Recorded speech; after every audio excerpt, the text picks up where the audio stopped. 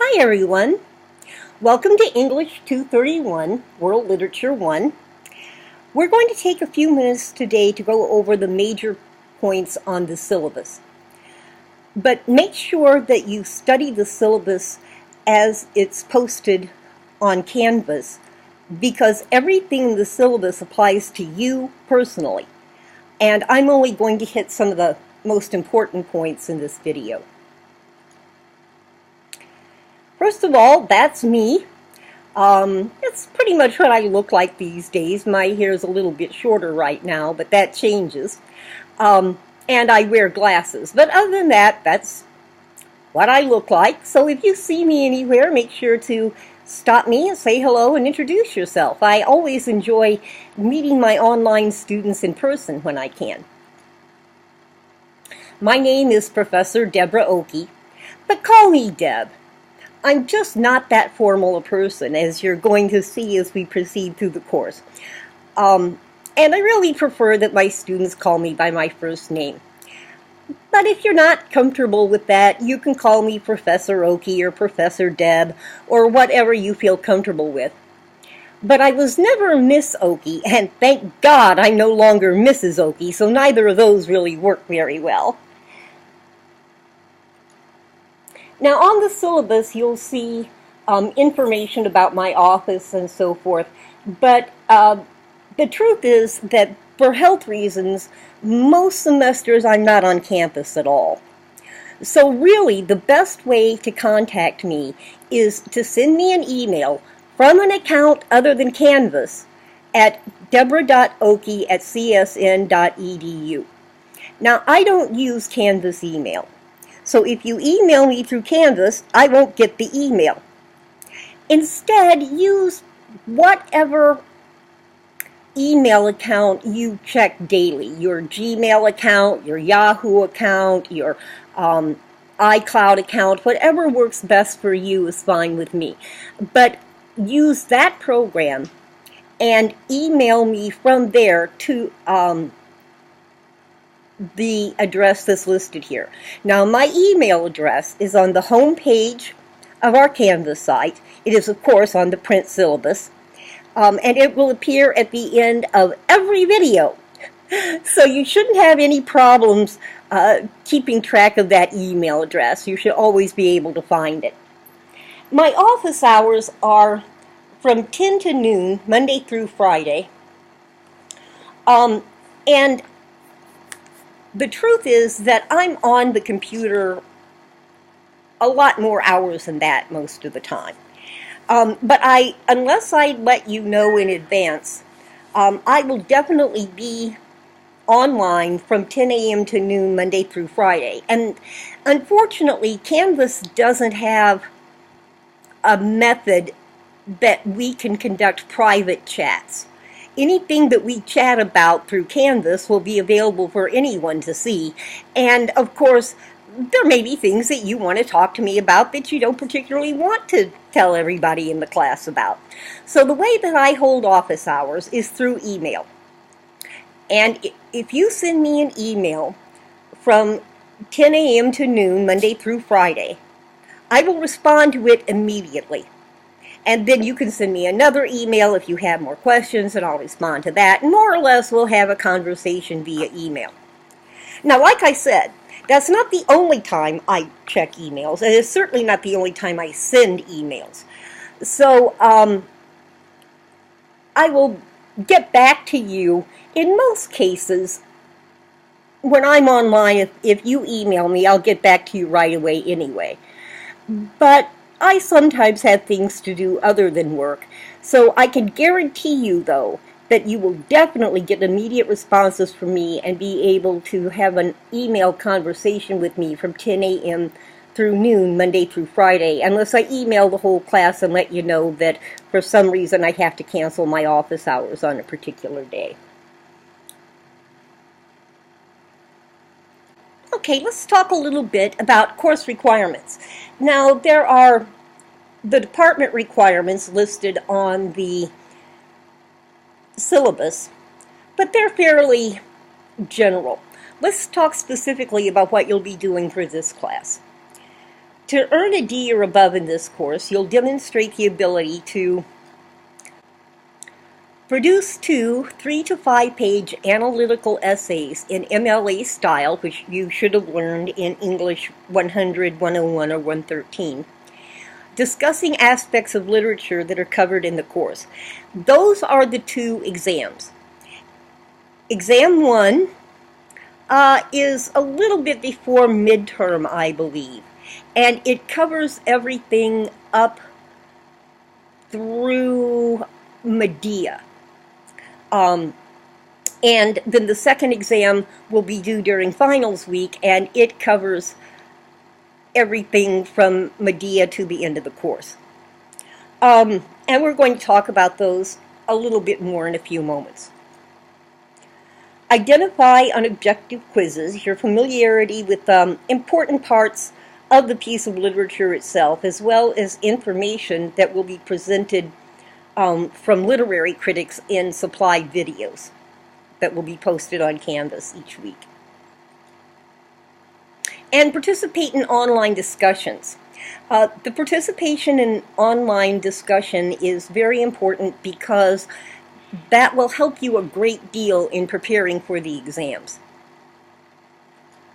Okay, let's look at the materials of instruction. You'll need the Norton Anthology of World Literature, the 3rd edition, and Volume A should look more or less like that. Volume B looks more or less like that. And then you also need the Norton Critical Edition of Othello. Now, the reason that you need these specific books is because to earn full credit on the discussion boards, you have to include the page numbers of the examples that you discuss, and we'll talk about that in a bit. In order for the page numbers to be helpful in helping each other prepare for the exam, they all have to be the same page numbers from the same editions of the same book. Okay, let's talk about evaluation, which I know is something that's very important to all of us. First of all, the quizzes will be worth 30% of the grade, and they'll include questions on major plot points, characters, relationships among characters, very, very major points of the assigned literature, as well as on information that you'll be given from literary critics, and that will be presented through videos on the Canvas website. All the quizzes will be taken directly on Canvas, and the links to the quizzes will be included on each weekly assignment list.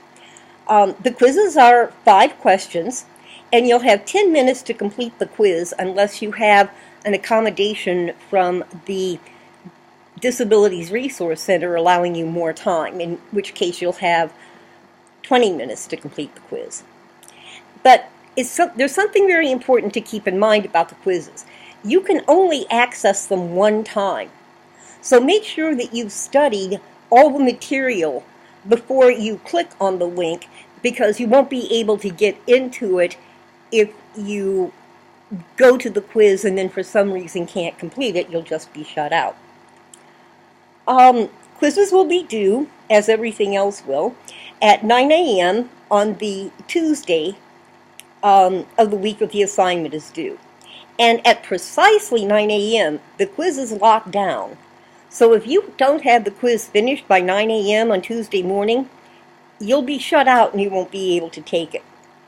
Now, I don't accept late work, including quizzes, unless, of course, you have some kind of a documented serious illness, hospitalization, or, God forbid, incarceration, and that has to be of yourself, not one of your family members. Basically, what it boils down to is the only reason that I'll accept late work is if it's impossible for you to get to a computer. And these days, it's pretty rare that people can't get to a computer. If you're in the hospital, I know from experience that it can be very difficult to use the internet in a hospital. And some wards won't even let you have access to a computer, even if you have your own laptop. Obviously, you can't have access to a computer. At least I assume you can't if you're in jail. Okay, so but any other incident or experience that you encounter shouldn't prevent you from accessing a computer. And one of the advantages of taking an online course is that you can take it from anywhere. So, say for example, you travel a great deal for business, you can still take the course no matter where you are. But of course, what that also means is since you can do the work no matter where you are, you're pretty much expected to do the work no matter where you are. Okay, the quizzes constitute 30% of your course grade because it's very important that you complete all the materials and study them. Another 30% of your course grade will be based on your participation on discussion boards. And the way that will work is I'll present you with several topics that you can choose to discuss, and you only have to post to one of the boards each week. You don't have to answer all the questions or post to all the boards. I try to provide more than one topic because, for one thing, with the number of people we have in the class, if we were all posting on one topic, we'd kind of run out of new things to add, so that would be kind of a waste of time. And you can choose from whichever topic appeals to you. And the discussion board questions are set up specifically to align with the questions on the exam. Now, we will have exam reviews before each of the two exams, but if you read what other people have posted on the discussion boards, and the discussion boards are available constantly, I never take them offline, you can go back and read what people have written on the discussion boards, and that should really help you prepare for the exam. The discussion boards basically take place of the class discussions that I always held when this course met live. Okay? So the discussion boards are very valuable. Now, your postings will be graded on depth of thought and completeness of answer. But this is very important. Completeness of answer includes just a few things. First of all, you have to address the topic that you're posting about. You need to give one specific example from the literature that demonstrates that aspect, and it's almost always possible. Sometimes in terms of how women are demonstrated, it's not, because what you can mainly say about it is that they're pretty much left out of the literature, because that's kind of a major point up to, when we read Canterbury Tales, we start seeing women more. But otherwise, I expect you to give a specific example, but just one. Length is not the issue here. It shouldn't be necessary for you to write long 5, 6, 7 paragraph entries to the discussion board. You basically want to say, for example, that one of the traits of heroes in the Epic of Gilgamesh is that they eat bananas. Okay? And then you will go to the literature and cite one example of when they're eating bananas and provide the page numbers for it. And we're going to have a separate video on how to participate in the discussion boards. But that's what you'll be doing. Okay? But you have to have, obviously, a response as to how the characters demonstrate bravery. You have to have a specific example from the literature, and you have to have the page numbers that you took the example from in order to receive full credit for the discussion board postings. You have to post to the discussion boards by 9 a.m. on the due date, which would be Tuesday morning of the week in question. And while the discussion boards will remain open, the postings are all timed. And anything that's posted after 9 a.m. on that Tuesday morning, even if it's posted at 9:01 a.m., won't count towards your grade. And as I said, the participation on discussion boards is 30% of the course grade. And the unit exams are worth 40%, and there are 2 of them. They're posted on Canvas. Actually, the syllabus says that they'll be posted at least 1 week in advance, but actually they're posted at the beginning of the period when we study each unit.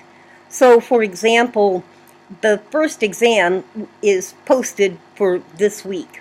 So you have the exam to look at, so you know what you should be focusing on in terms of the exam in studying the literature. And you'll be given a list on the exam of 5 to 8 questions, and you choose 1 question to respond to. Just 1. Not all of them. You choose 1. And what you will do is you will write a literary analysis in MLA style with MLA citations for all summaries, paraphrases, and quotes, and a works cited page. Now, this is something I need to emphasize. I don't know what people are teaching about MLA in 100 and 101, but what causes students more problems than anything else in doing well on the exam is they seem to be under the impression that you only have to have an in-text citation for direct quotes. That's not true. You have to have an MLA in-text citation for anything that you summarize and paraphrase as well. Okay. And citations don't carry over from one paragraph to another. So let's say in one paragraph you summarize actions from the Iliad, you have to have a citation for that summary. And then even if the next paragraph also talks about certain events in the Iliad, you have to have a citation in that paragraph too. The citations don't carry over from one paragraph to the next. And if you don't demonstrate that you know how to use MLA well enough to avoid plagiarism, then you can't do very well on the exam. In fact, if you don't use in-text citations, or if you only use in-text citations for direct quotes, the best grade you can get on an exam is 70%. So if you don't understand MLA, I recommend that you work with the Writing Center or some resource that you can get your hands on and learn MLA. Now, I do provide a full works cited list for everything that's used for each exam. So you don't have to actually make up the works cited entries. You can just copy and paste them, as we'll go over. But you do have to know how to do the in-text citations, so make sure you do. Okay. You will submit your exam by the due date through Canvas. The exam has to be completed in Microsoft Word. The reason for that is because I grade papers in Microsoft Word, and if I can't open your paper and grade it in Microsoft Word, it earns a 0. You're given the exam 8 weeks before it's due, and you're supplied with at least a week or 2 where all you'll be doing is working on writing the exam. So, since Microsoft Word is available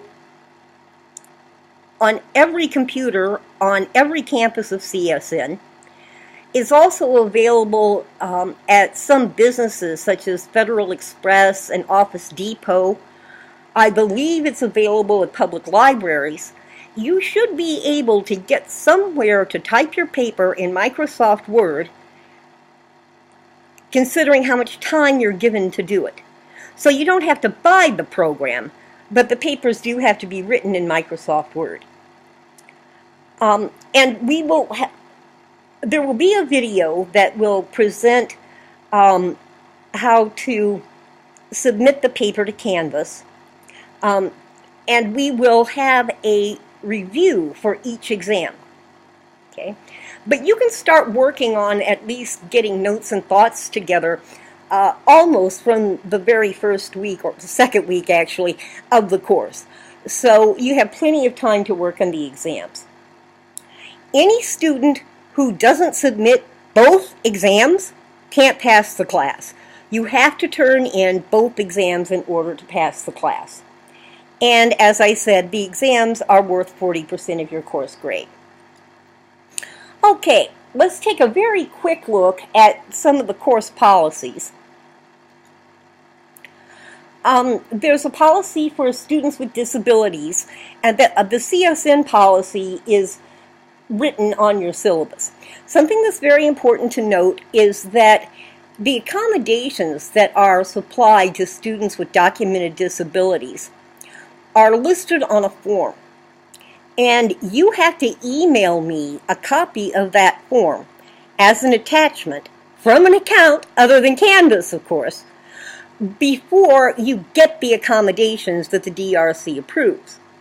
So if you take the first week's quizzes and the DRC has said that you're allowed extra time, but you haven't sent me that form, you have to take them using the same amount of time that everybody else does.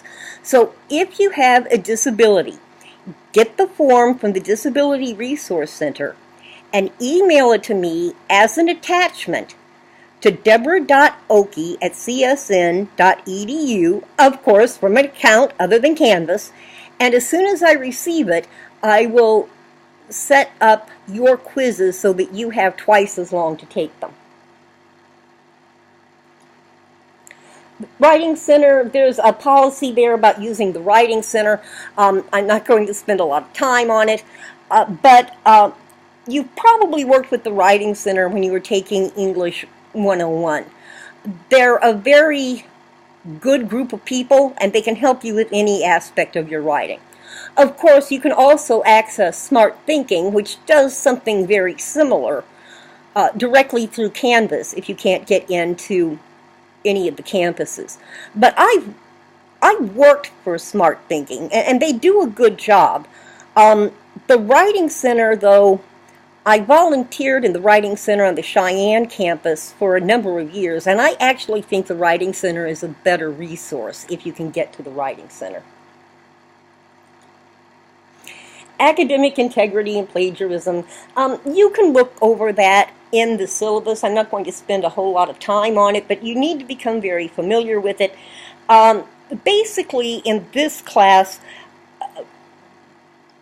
the policy really tends to come into play more in terms of the 2-unit exam papers.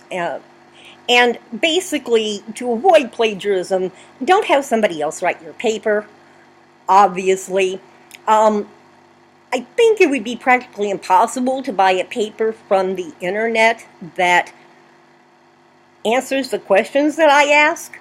But if you can find one, don't submit it. It's always very easy to detect when you submit a paper that's written from the internet because of the sources they use. Okay? And they're usually pretty crappy anyway. You want to put most things in your own words. You don't want your paper to be one long string of quotes. Okay? There are times in papers written for literature when a direct quote is a good idea, but not always. Okay? And certainly there isn't any reason to use a direct quote from anything from the literary critics. But you might need to use an occasional quote from the literature itself. But most things should be put in your own words. And always have an in-text citation, and we've gone over that already, but you might want to review that small section on the syllabus. And attach your works cited page to the exam. Okay? And if you do those things, you probably won't have any problems with academic integrity in this class. Now, I do want to call your attention to the policy about course and discussion topics. This course is designed for adults. Okay? And both the literature and the discussion topics may include social, political, religious, and cultural critique. And they also may include discussions that are related to sex or violence. This is college. It's not high school. And you will run into discussions of that sort throughout your college career. But if you find any of those types of discussions offensive, I recommend that you drop this course and see if you can find one that those topics will never be discussed. And in terms of literature, chances are pretty slim that you'll be able to find one. But I just wanted to let you know from the beginning that those things will be discussed. So you need to know about that. Withdrawal. The important thing to know about withdrawal is, first of all, the last day to withdraw from any full semester course is listed there on the syllabus.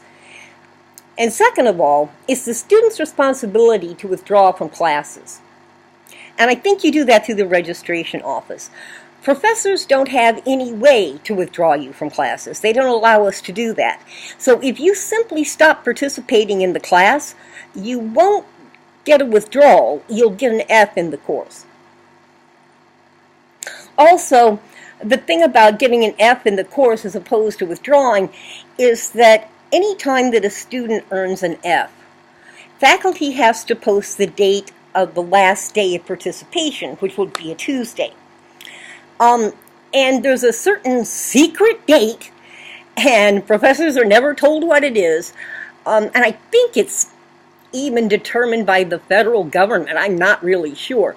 But at any rate, if a student stops participating before that date, whatever it is, and I don't know whether it's 2 weeks into the semester, 10 weeks into the semester, whatever, if you stop participating before that date, the government wants your financial aid back if the class was paid for through financial aid.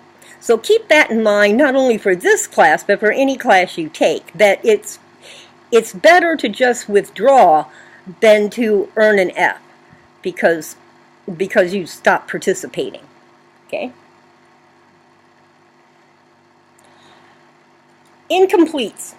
Incompletes in this class are very, very rare. In order for me to grant an incomplete, you have to have been earning a passing grade on the last day to withdraw, and you have to have some catastrophic event occur after the last day to withdraw in order for me to grant you an incomplete, because if it occurs before the last day to withdraw, I would expect you to drop the course rather than ask for an incomplete. The department requires that we set up a contract that states exactly what you're going to do during the extra time that you're granted, and the specific dates that you will complete the work by. And that has to be turned into the department, and if you don't meet those due dates, which I generally let you set, then the incomplete becomes an F. The reason the department does this, and the reason that I grant so few incompletes, is that most students who take an incomplete end up not doing the work, and they end up failing the course anyway. So there has to be really specific circumstances in order for me to consider you for an incomplete, but I judge it on a case-by-case basis. So I'm not telling you that you absolutely can't ask for one. Certainly you may ask for anything, but whether I will consider it or not depends on the factors that I discussed and that are also discussed in the syllabus, so you have that in writing. Late work and using Microsoft Word. And these two things don't necessarily seem to go together, but they do, and you'll see how in a few minutes. I do not accept late work. Period. You do things by the deadline. The deadline is 9 a.m. Tuesday morning every week. And you are expected to do everything that's on a weekly assignment list by that deadline. And to be allowed to turn in work late, you have to have some really, really serious incident occur that prevents you from getting to a computer. Because if you can get to a computer, then not finishing the work is a matter of choice. And I respect your right to make any choice you want to in life. I respect that in everybody. But choices have both benefits and consequences. And, you know, while I may agree with you as a person that other things in your life may need to be a priority, you get the benefits of making them a priority from doing that work. You don't benefit from doing that work or taking care of those situations in this class. So I don't accept late work. And as I've already mentioned, your 2 exams have to be written in Microsoft Word, not anything else. Don't submit them as a PDF file. Don't submit them in simple text. They have to be in Microsoft Word, or I won't grade them and you'll earn a 0. Okay? Now, the reason that the late work and the Microsoft Word thing are clumped together is, let me tell you what I do in terms of the exams. I download all of the exams at one time from Canvas because that's the way Canvas is set up. I can't even go in and check to see if an exam you submitted is there without downloading the papers from the entire class. I'm not crazy about Canvas, and you'll probably be able to tell that as we go on through the course. So when I download all the papers from Canvas, I do 2 things. First, I check to see whom I didn't get an exam from. And if I don't get your exam, I know that things can get screwed up in technology. I understand that. And if something gets lost, either when you post it to Canvas or when I go to download it from Canvas, if somehow I don't get your exam because of some technological problem, well, that's not your fault. You did everything you were supposed to do. Okay? So if I don't get an exam from you, I will send you an email and I will give you exactly 24 hours to email me the exam as an attachment in Microsoft Word from an account other than Canvas. Okay? And I'll give you a very specific time that you need to email me the exam by. And the reason I give you exactly 24 hours is that in order for grading to be fair and to be the same across the board, everybody should have the same amount of time to complete the work. Because somebody who has 2 weeks more to complete the work should be writing a much better paper. So I only give you 24 hours because if you check your email every day, which as you will see is a course requirement, then 24 hours should give you enough time to check your email, see that you need to submit the exam, and email it to me if you had it done by the deadline. Because this 24-hour second chance grace period thing isn't meant to give you more time to write the paper. It's just meant to make up for any kind of a technical problem that comes up. Now, the second thing I do when I download all the exams is I check to make sure that I can open them in Microsoft Word. And if I can't, I will email you and let you know that I couldn't open your paper in Microsoft Word, and you will be given 24 hours to email it to me as an attachment in Microsoft Word from an account other than Canvas, of course. And if you do, you'll get full credit. So that's why the late work and using Microsoft Word kind of go together, because I will give you a second chance if I either don't get your exam or I can't open it in Microsoft Word, but you'll only have 24 hours to send it to me. Because that way everybody has pretty much the same amount of time to do the work, and yet they're not penalized because of some kind of a technical problem. Because I don't think you guys should necessarily be held responsible for all kinds of technical problems.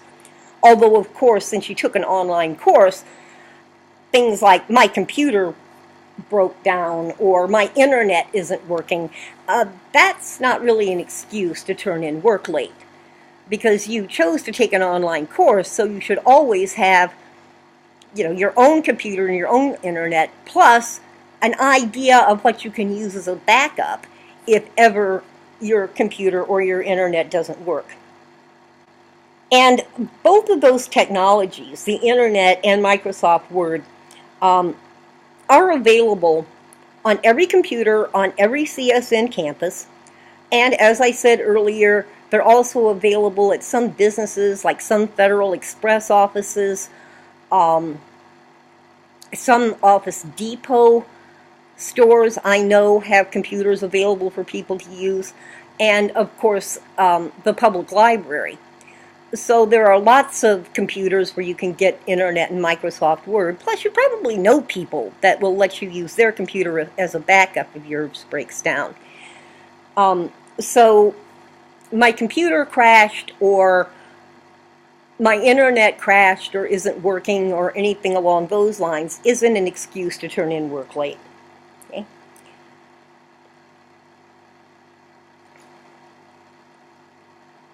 And then finally, there are Canvas, MyCSN, and email responsibilities.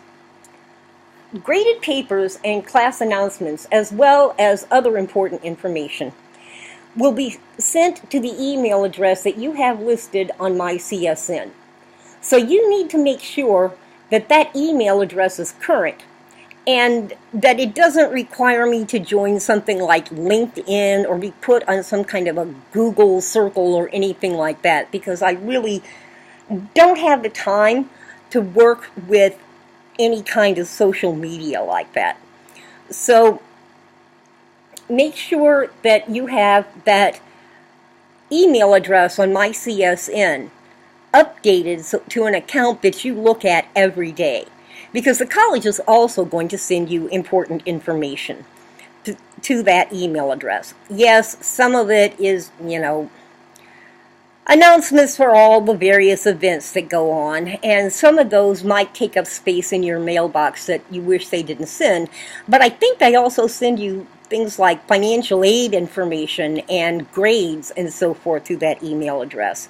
So you always want to make sure that email address is up to date. Now, if you change the address on MyCSN, first of all, you have to do that yourself. Unfortunately, I can't do that for you because it would mean being able to get into your account, and of course, I can't do that.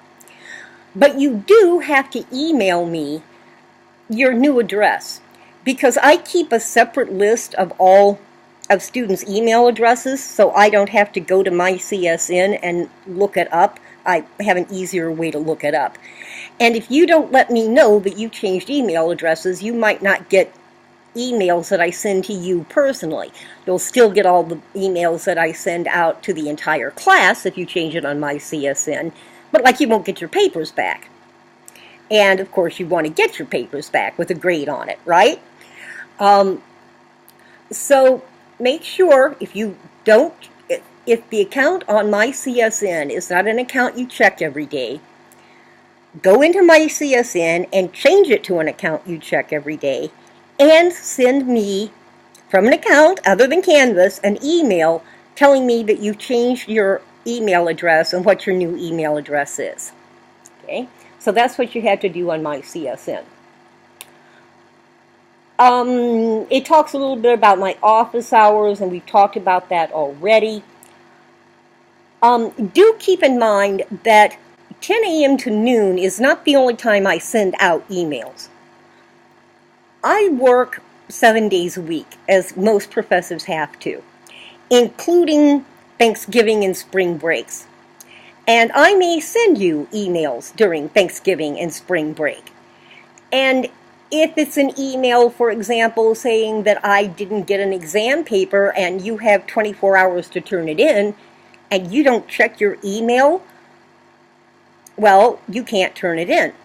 So always check your email every single day, Sunday through Saturday, even during Thanksgiving and spring breaks. Okay? In terms of emails you send to me, I will make every effort to get back to you within 24 hours. The first thing I do every morning when I get up is check my email and get back to students who have emailed me. I reply to students before I even look at anything else.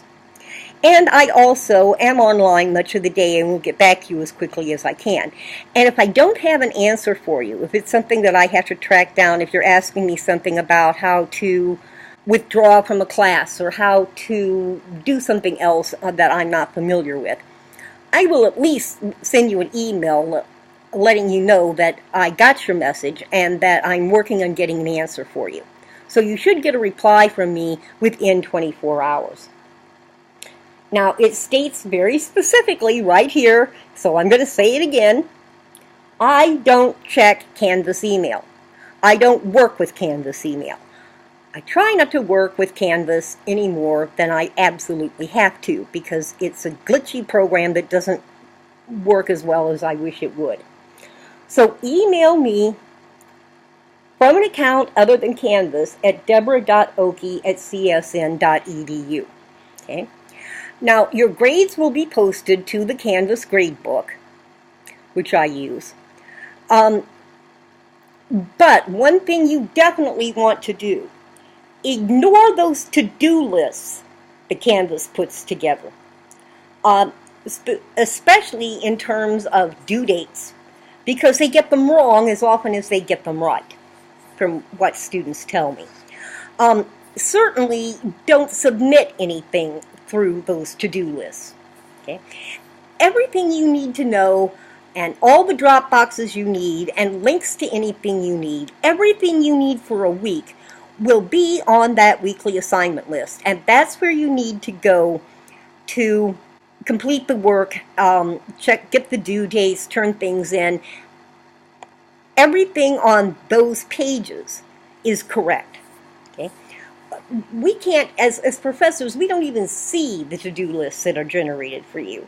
So we don't know what they say. We certainly can't correct them. And you don't want to miss turning in a paper because you paid attention to a deadline on the to-do list as opposed to the real deadline. Okay? So just completely ignore those to-do lists. I don't even know why Canvas bothers with them, because from what students tell me, they're wrong as often as they're right. Okay? So make sure you would just ignore those. Okay, I think that pretty much covers the important points on the syllabus. As I said, you need to read the syllabus and study it all the way through because everything in it applies to you personally. So make sure that you review it on your own. And if you have any questions, don't fail to email me from an account other than Canvas at deborah.oakey@csn.edu. Now, I know that you're already getting sick of hearing that, and you're going to hear it at the end of every video all semester long. And eventually you're going to wonder, why does she keep saying that? Does she think we're stupid? No, I don't think you're stupid. But even after going over this on video after video, every week I still have people as late as the last full month of school try to email me through Canvas. And I don't know why, because I say this so many times that I swear you're going to hear it in your sleep at night. Or when you can't go to sleep, it'll probably keep playing over and over your head as some kind of a nightmare situation. But do make sure that you email me from an account other than Canvas. It is very important that I get your emails because I want to work with you. I care as much about students in online classes as I did when I was teaching live. And I want to work with you and answer your questions individually as much as you want me to. And I want to hear from you and I want to talk to you. But if you email me from an account other than Canvas, I won't get the email and you won't be able to get any help from me. And I really don't want that to happen. It's very, very important to me that you know how to get in touch with me and that you know that I'm always here for you, because I am. I will help you any way I possibly can. But you do have to email me, well, you know, from an account other than Canvas, right? Okay. Well, thank you very much for watching this presentation. Do make sure you go over the syllabus, as I've said several times now. I hope you have a really good day today. I hope you have some time to enjoy yourself. And I really hope that you enjoy this class. We do read some pretty interesting things, and we can get into some interesting discussions on the discussion board because, yeah, I throw in my 2 cents worth every now and then, too. As you'll find out, I am not hesitant to talk. In fact, I talk too much quite often, so I can very seldom resist throwing in a comment now and then on the discussion boards, especially if somebody brings up something that's really interesting, or if nobody brings up something that I think you should all know for the exam. I'll add that. But I want to hear back from you as well. And I'm really looking forward to getting to know each and every one of you to the degree that you will allow me to. And I hope we have a really good semester. I'm looking forward to a good semester, and I hope you are too. We'll talk again shortly.